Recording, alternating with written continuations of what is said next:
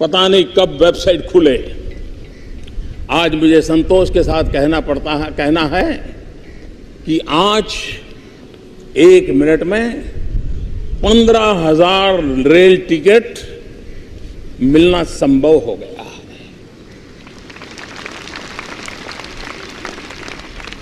एक responsible government सामान्य मानवीय की आवश्यकता और अपेक्षाओं के लिए किस प्रकार के कदम उठाती हैं, सरकार में जवाबदेही होनी चाहिए।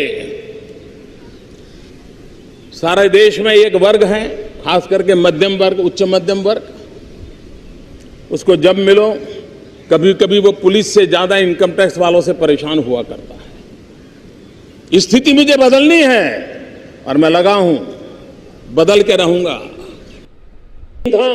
जब विश्व मान करके बैठा था, भारत यानी पॉलिसी पैरालिसिस, भारत यानी डिलेड रिफॉर्म, वो बात हम सुनते थे। आज भी अखबार निकाल के देखोगे तो दिखाई देगा।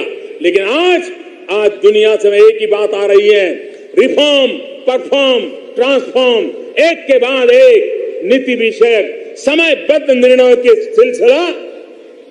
वो भी एक वक्त था जब विश्व भारत को फ्रेजाइल 5 में गिनता था।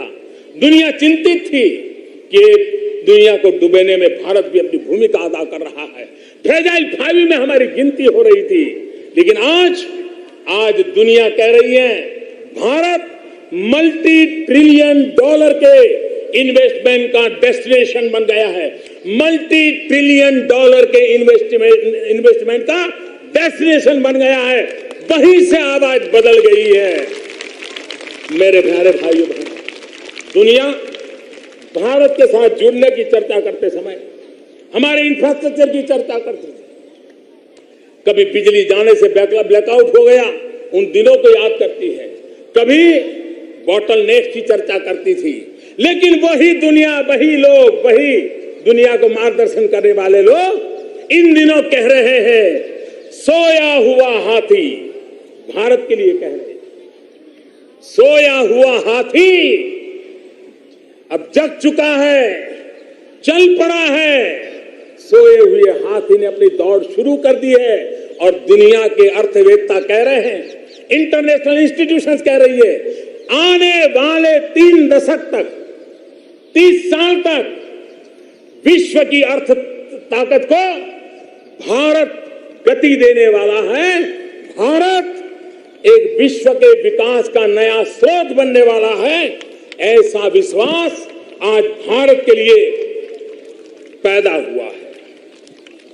मैं देशवासियों की भावनाओं को समझने का प्रयास कर रहा था, लेकिन हर किसी के चेहरे पर एक निराशा थी, एक आशंका थी।